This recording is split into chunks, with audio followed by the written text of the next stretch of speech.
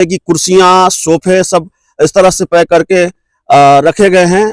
यहाँ आपको दिखाई देगी। तो बड़े गंभीर आरोप सरकार पर लगाए हैं, सरकार की कार्यशैली पर लगाए हैं।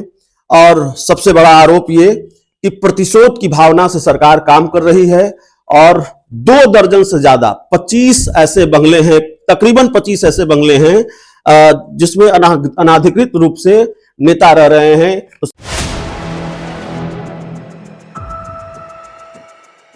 नमस्कार, आप देख रहे हैं 4 PM और मैं हूं अभिषेक मिश्रा।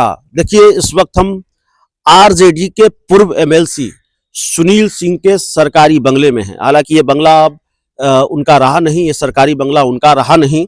और रहा होता तो उनके सरकारी बंगले का सामान इस तरह से घर के बाहर नहीं पड़ा होता। जाहिर तौर पर सरकारी बंगला उनको खाली करना था। लेकिन आरोप ये है सुनील सिंह का कि जिस तरीके से सरकार ने ये कार्रवाई की है, वो कह रहे हैं कि ये हमारी निजी संपत्ति नहीं है और हम डिजर्व नहीं करते तो हमको खाली करना पड़ेगा। जाहिर तौर पर हमको खाली करना था, लेकिन न्यायालय का स्थगन आदेश था इस बंगले को लेकर। लेकिन आनन फानन में जिस तरह से दल बल के साथ पुलिस के लोग पहुंचे, मजिस्ट्रेट पहुंचे और आनन फानन में इस सरकारी बंगले के बाहर से सामान फिकवाया गया।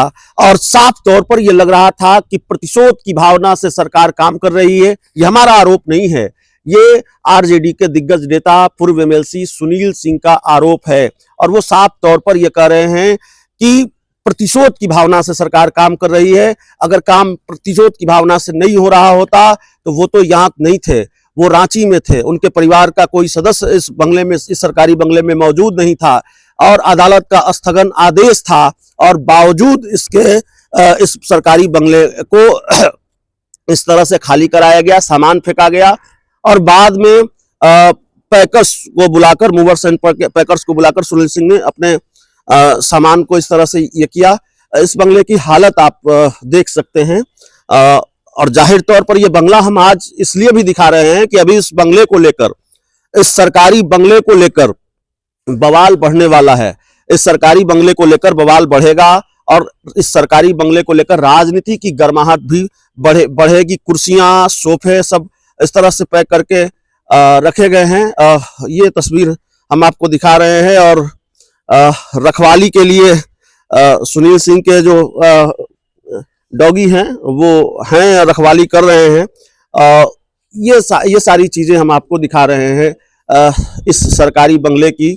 और 2 दर्जन से ज्यादा सरकारी बंगले हैं जिसका जिक्र आरजेडी के कद्दावर नेता सुनील सिंह ने किया है। और यहाँ इस तरफ आप देखिए, हम आपको दिखा रहे हैं कि तकरीबन ये बंगला खाली हो ही चुका है। आरजेडी के पूर्व MLC सुनील सिंह की तस्वीर यहाँ पड़ी मिलेगी आपको। आरजेडी के पूर्व MLC सुनील सिंह की तस्वीर यहाँ आपको दिखाई देगी। तो बड़े गंभीर आरोप सरकार पर लगाए हैं, सरकार की कार्यशैली पर लगाए हैं। और सबसे बड़ा आरोप ये कि प्रतिशोध की भावना से सरकार काम कर रही है। और 2 दर्जन से ज्यादा 25 ऐसे बंगले हैं, तकरीबन 25 ऐसे बंगले हैं जिसमें अनाधिकृत रूप से नेता रह रहे हैं। तो सवाल यह भी है कि विपक्ष के नेताओं के लिए अलग कानून है, अलग नियम है। उनके लिए भवन निर्माण विभाग अलग है, भवन निर्माण विभाग का कानून अलग है। और क्या सत्ता पक्ष के नेताओं के लिए अलग कानून है। एक बंगले का जिक्र और किया था आरजेडी के पूर्व MLC सुनील सिंह ने। और उस बंगले के बारे में भी बताएंगे।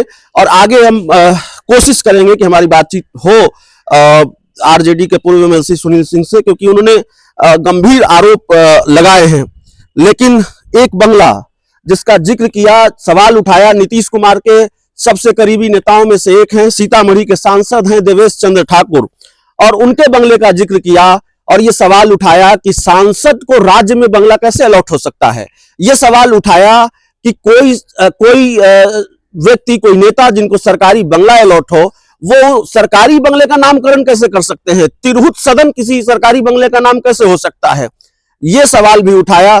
तो जाहिर तौर पर भिड़ंत सरकार की हो गई है सुनील सिंह की, या सुनील सिंह की भिड़ंत हो गई है सरकार से, नीतीश कुमार से। तो ये जो भिड़ंत है वो बहुत जग जाहिर रही है, बहुत प्रचलित रही है बिहार की राजनीति में।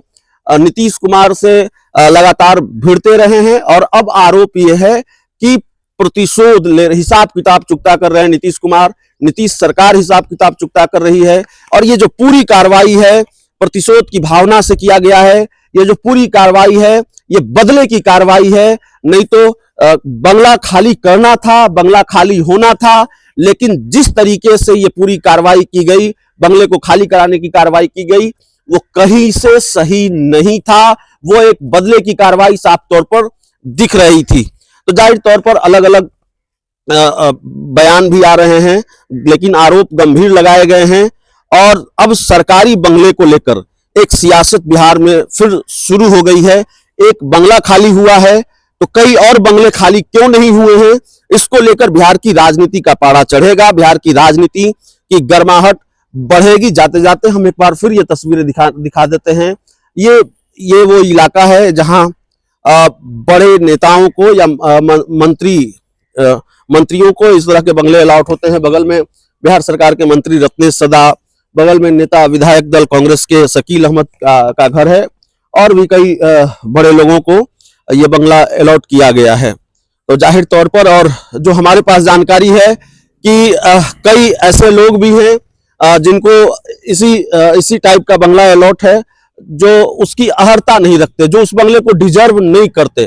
तो उसको लेकर भी जो अपडेट होगा वो हम आपको बताएंगे, क्योंकि बंगले की जो सियासत है वो फिलहाल थमेगी नहीं। इस पूरी रिपोर्ट में इतना ही। बहुत बहुत धन्यवाद।